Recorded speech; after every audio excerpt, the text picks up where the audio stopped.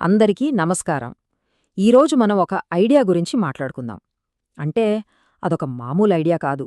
ఈరోజు మనం చూస్తున్న ప్రపంచ పటాన్ని గీసింది, మనమందరం ఎవరమనే గుర్తింపునిచ్చింది, చివరికి మన రాజకీయాలను కూడా శాసించింది. అదేంటో తెలుసా? జాతీయవాదం.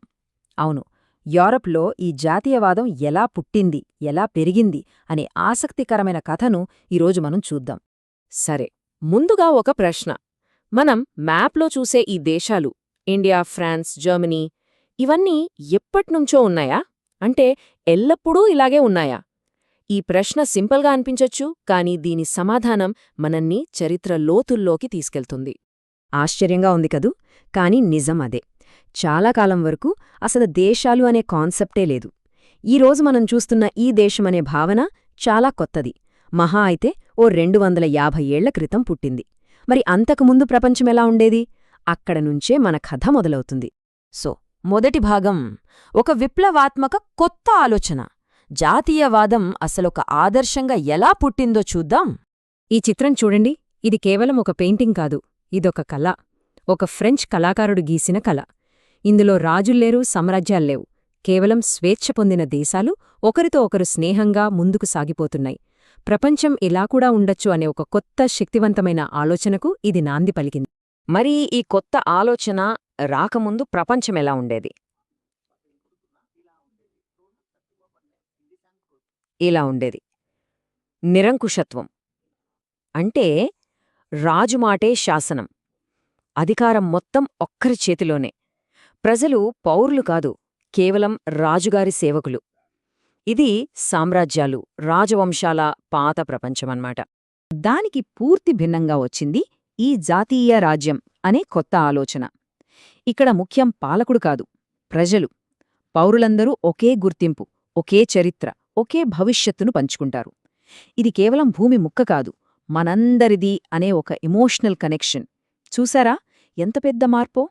సరే, మరి ఈ ఐడియా నిజంగా ఎలా మారింది? అదంతా ఫ్రెంచ్ విప్లవంతోనే మొదలైంది. చూడండి, ఇది కేవలం ఒక రాజు పోయి ఇంకొకరు రావడం లాంటి రాజకీయ మార్పు కాదు, అస్సలు కాదు. ఇదొక పెద్ద సామాజిక విప్లవం. మొదటిసారిగా అధికారం రాజు చేతుల్లోంచి ప్రజల చేతుల్లోకొచ్చింది. ప్రజలు తమని తాము పితృభూమికి చెందిన పౌరులుగా చూసుకోవడం మొదలుపెట్టారు. ఇక పాత రాజరిక జెండా స్థానంలోకి కొత్తగా 3 రంగుల జెండా వచ్చింది. అందరికీ ఒకే చట్టాలు, ఒకే భాష, ఇలా దేశాన్ని ఒకటిగా మార్చే ప్రయత్నాలు మొదలయ్యాయి. ఇక రెండవ భాగానికి వద్దాం, ప్రజల తిరుగుబాట్లు. ఇక్కడే జాతీయవాదం కేవలం ఒక రాజకీయ ఆలోచనగా ఆగిపోకుండా ఒక సాంస్కృతిక ఉద్యమంగా, ఒక రొమాంటిక్ డ్రీమ్గా ఎలా మారిందో చూద్దాం. ఈ దశలో దేశం అనే ఆలోచనను ముందుకు తీసుకెళ్ళింది రాజకీయ నాయకులు కాదు, కవులు, కళాకారులు, తత్వవేత్తలు. వాళ్ళు ప్రజల శక్తిని నమ్మారు. మనందరిది ఒకే సాంస్కృతిక వారసత్వమని, మనమంతా ఒక్కటే అని వాళ్ళు కళ, సాహిత్యం, సంగీతం ద్వారా ప్రజల హృదయాల్లోకి ఈ భావనను చొప్పించారు. ఉదాహరణకి ఇటాలియన్ విప్లవకారుడు మజ్జిని ఏమన్నాడో చూడండి. దేవుడే దేశాలను సృష్టించాలని అనుకున్నాడట. అంటే ఒక దేశాన్ని నిర్మించడమనేది దాదాపు ఒక దైవ కార్యంలా భావించారన్నమాట. చూసారా ఈ ఆలోచన వెనుక ఎంత బలమైన నమ్మకముందో? మరి ప్రజలలో ఈ జాతీయ స్ఫూర్తిని ఎలా నింపారు? ముఖ్యంగా చదువుకోని వాళ్లలో కూడా ఈ భావనను ఎలా కలిగించారు? జానపద కథల ద్వారా, పాటల ద్వారా, నృత్యాల ద్వారా. మనకు తెలిసిన గ్రిమ్ సోదరులున్నారు కదా, వాళ్ళు జర్మనీ అంతా తిరిగి జానపద కథలను ఎందుకు సేకరించారో తెలుసా? ఆ కథల్లోనే అసలైన జర్మన్ ఆత్మ ఉందని నమ్మారు. అలాగే రష్యా ఆక్రమణలో ఉన్న పోలాండ్లో వాళ్ల జానపద నృత్యాలు జాతీయ ప్రతిఘటనకు చిహ్నాలుగా మారాయి. ఈ టైంలైన్ చూస్తే మనకొక విషయం స్పష్టంగా అర్థమవుతుంది. ఈ జాతీయవాద ఉద్యమాలు ఎంత వేగంగా వ్యాపించాయో చూడండి. గ్రీస్లో మొదలైన స్వాతంత్ర్య పోరాటం, ఫ్రాన్స్లోని విప్లవం, అలా ఒక చోట మొదలైన నిప్పు ఖండం మొత్తం అంటుకుంది. 1848 నాటికి యూరపంతా విప్లవాలతో దద్దరిల్లిపోయింది. ఇప్పుడు మూడో భాగానికి వద్దాం. ఇక్కడ కథ ఒక పెద్ద మలుపు తీసుకుంటుంది. ఇప్పటివరకు ప్రజల ఉద్యమంగా ఉన్న జాతీయవాదం ఇప్పుడు ప్రభుత్వాల చేతిలో ఒక ఆయుధంగా ఎలా మారిందో చూద్దాం. అయితే 1848లో వచ్చిన ఆ విప్లవాలన్నీ విఫలమయ్యాయి. ప్రజల శక్తితో దేశాలను నిర్మించాలన్న ఆ కల రాజులు మరియు వాళ్ల సైన్యాల ముందు నిలబడలేకపోయింది. ఆ ఆదర్శవాద కలని వాళ్లు అణిచివేశారు. ఇక్కడతో కథ మారిపోయింది. ఈ మార్పును అర్థం చేసుకోవడానికి ఈ పోలిక చూడండి. 1848కి ముందు జాతీయవాదం ప్రజల నుంచి వచ్చింది. అది స్వేచ్ఛ, ప్రజాస్వామ్యం గురించి మాట్లాడింది. కాని 1848 తర్వాత జాతీయవాదాన్ని ప్రభుత్వాలు చేతుల్లోకి తీసుకున్నాయి. ఇప్పుడు దాని లక్ష్యం అధికారం, సైనిక శక్తి, విప్లవాల స్థానంలో యుద్ధాలు వచ్చాయి. ఈ కొత్త రకం జాతీయవాదానికి అసలైన ప్రతినిధి ఈయనే, ఓటో వాన్ బిస్మార్క్. ఇతను దేశాన్ని ప్రసంగాలతో, ఓట్లతో నిర్మించలేం, కేవలం సైనిక శక్తితో, ఇనుము మరియు రక్తంతో మాత్రమే నిర్మించగలం అని గట్టిగా నమ్మాడు. అతని పద్ధతే వేరు. ఇప్పుడు ఈ పట్టిక చూడండి. ఇక్కడే అసలు విషయముంది. జర్మనీ ఏకీకరణ అనేది ప్రజలందరూ ఓట్లేసి శాంతియుతంగా చేసుకున్నది కాదు. బిస్మార్క్ ఏం చేశాడంటే ఒక పక్కా ప్లాన్తో ఒకదాని తర్వాత ఒకటిగా యుద్ధాలు చేసుకుంటూ వెళ్లాడు. మొదట డెన్మార్క్తో, తర్వాత ఆస్ట్రియాతో, చివరిగా ఫ్రాన్స్తో.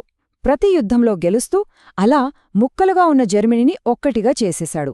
అంటే బలంతోనే దేశాన్ని నిర్మించాడు.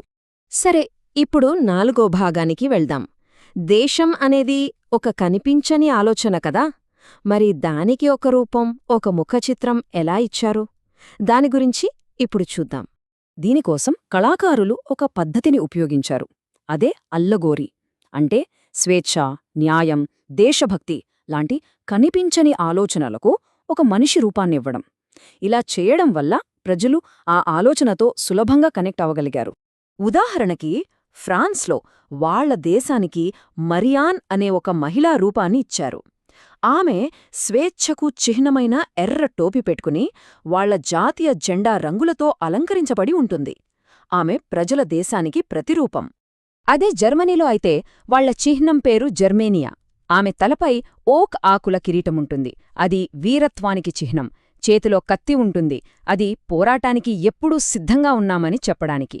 చూసారా, ఆ దేశ స్వభావాన్ని బట్టి ఈ చిహ్నం ఎలా మారిందో. ఇక మన కథలో చివరి 5వ భాగానికి వచ్చేశాం. జాతీయవాదం యొక్క చీకటి కోణం. ఒకప్పుడు దేశాలను ఏకం చేసిన ఇదే భావన తర్వాత దేశాల మధ్య సంఘర్షణకు ఎలా దారితీసిందో చూద్దాం. ఇక్కడే అసలు విషాదం మొదలైంది.